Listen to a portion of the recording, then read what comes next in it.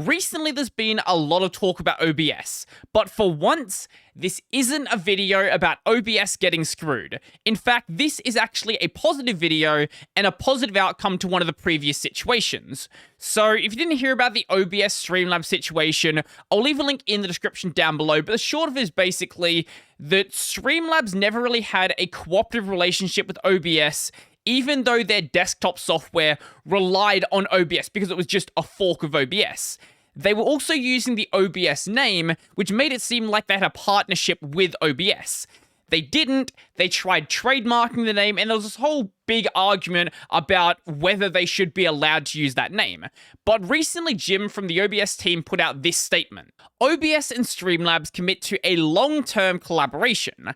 I'll get into what long-term collaboration might mean in just a moment.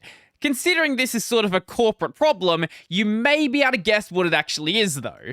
First and foremost, we'd like to thank all of you again for your incredible outpouring of love and support for OBS. Everyone on the team is incredibly thankful and humbled by your enthusiasm for what we do. Second, we want to share some positive news. In the past few weeks, Jim and the team have been in discussion with StreamLabs to have a transparent conversation on trust and partnership, and together, we now have a plan moving forward. Now, at this stage, we don't have 100% confirmation on what this partnership actually means. I don't think we're going to know for quite a while, at least no officially. But there is a fairly compelling theory floating around. So, if you don't know, StreamLabs a few years back was purchased by Logitech.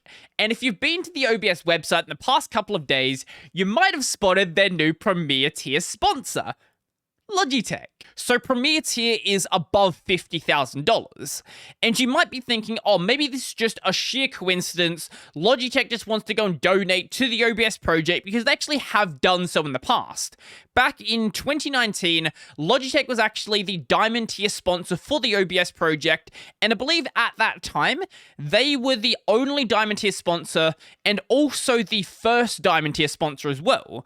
Now, I can understand that idea. The problem is the timing is just a little bit too convenient. So, this article came out on December 24th.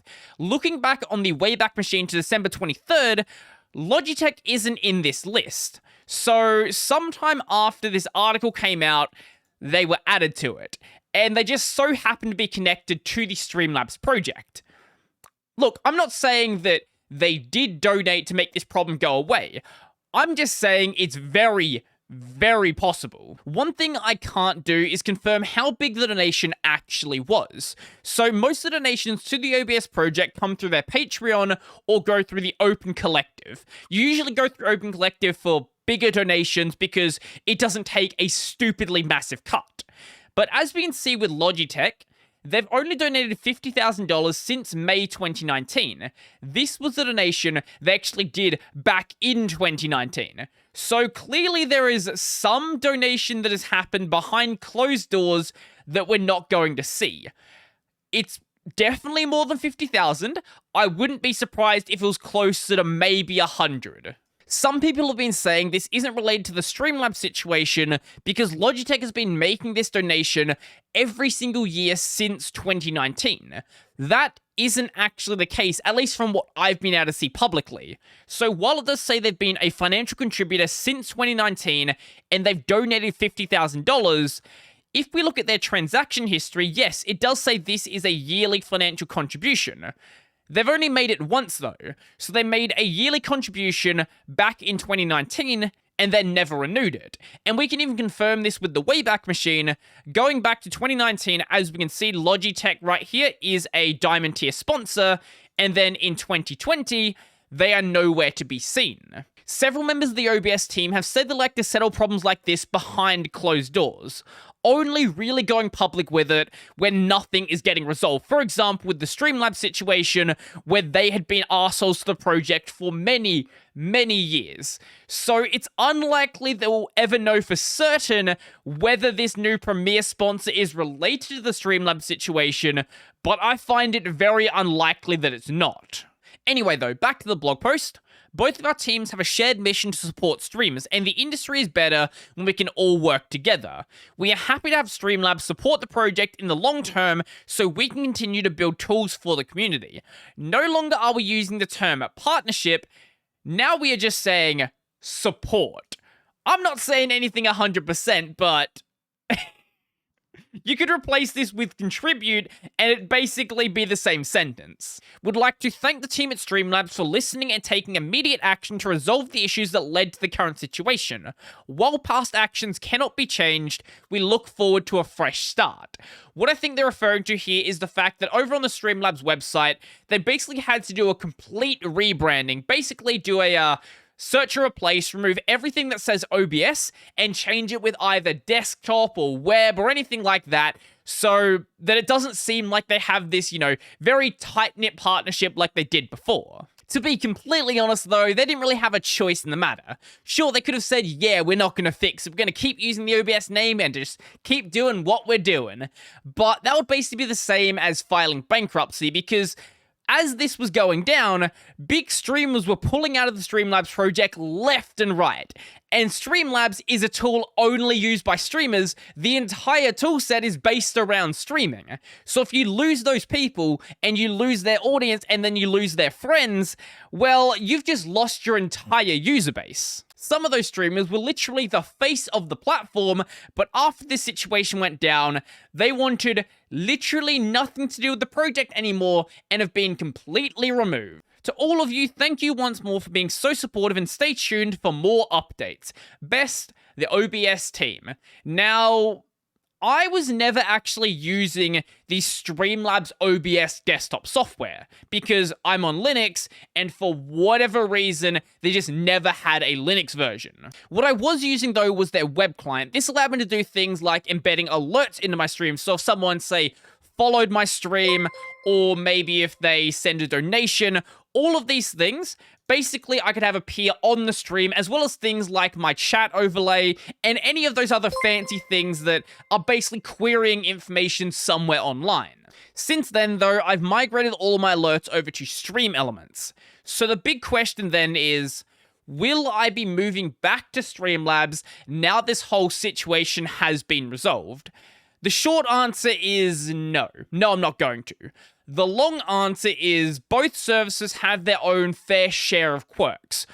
I know some people have said, oh, StreamLabs is better or StreamElements is better. In my opinion, I don't think either service is flat out better than the other. I have learned to deal with the weirdness that StreamElements has, and I've got everything set up in StreamElements the way that I like it.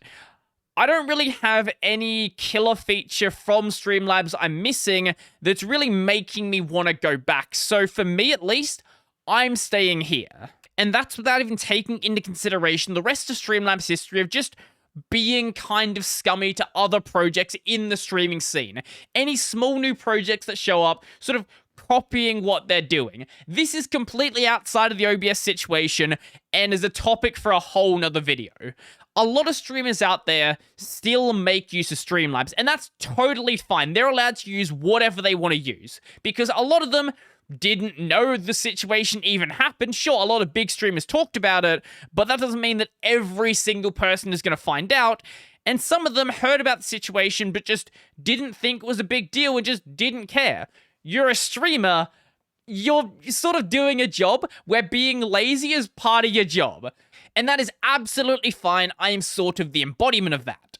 I don't think that anyone that did leave StreamLabs, though, is going to be going back to StreamLabs after this sort of resolution did happen. Especially because the reason why the resolution happened hasn't really been made as public as it could be.